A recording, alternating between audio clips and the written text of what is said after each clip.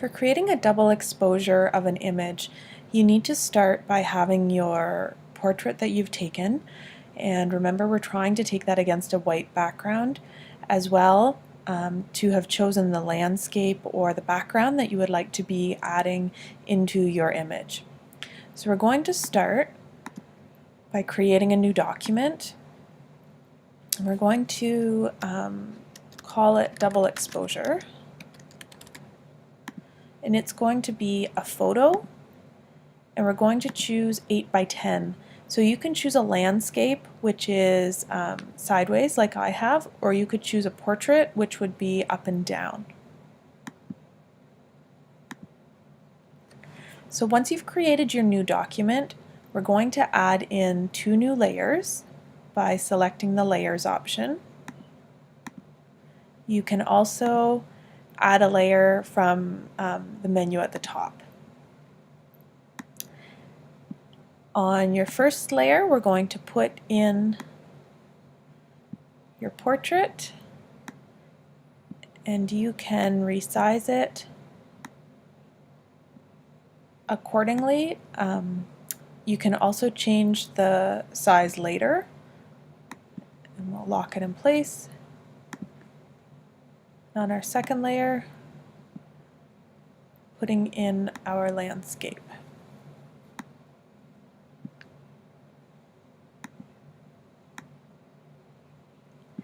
So next I'm going to take my landscape and I'm going to change the opacity so that I'm able to see through it, and I can position it by dragging it and deciding where I would like it. So when I'm looking at it, I'm thinking I'm going to have my horizon line meeting where her lips part, and I think I would also like to have the clouds meeting the arch of her eyebrow. So you can play with your image in order to adjust it however you would like it, and you can also adjust later as well. So while we're still on our background layer of our landscape, I want to change your opacity back to 100%, and then we're going to add in a layer mask.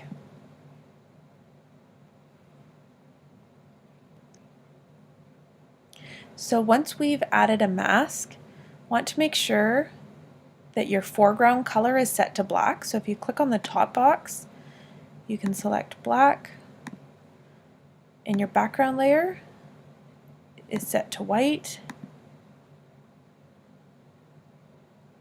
And then we're going to hide your landscape layer and select your portrait layer.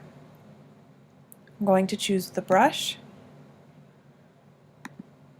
edit, define brush preset, and you can name your brush. If you get the pop-up about rasterizing your object, you can click OK, and you'll see that it's created a brush that is an outline of our portrait.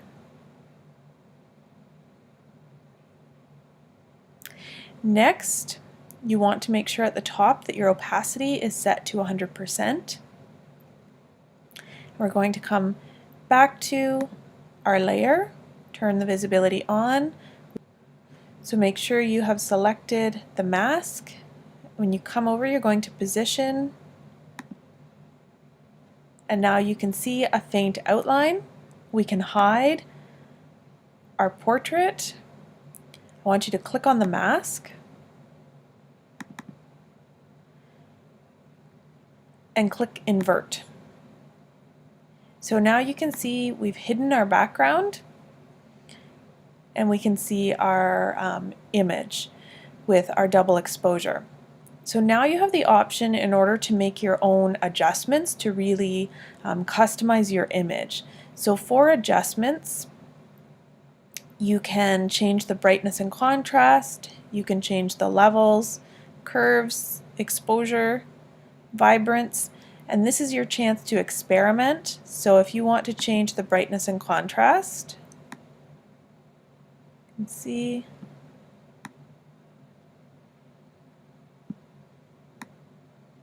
the different effects that you're able to create.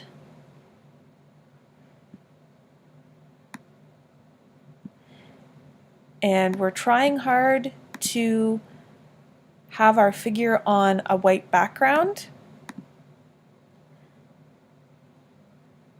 You might want to also look at vibrance, at hue and saturation. You can manipulate the colors. So I want it to be more of a purpley color.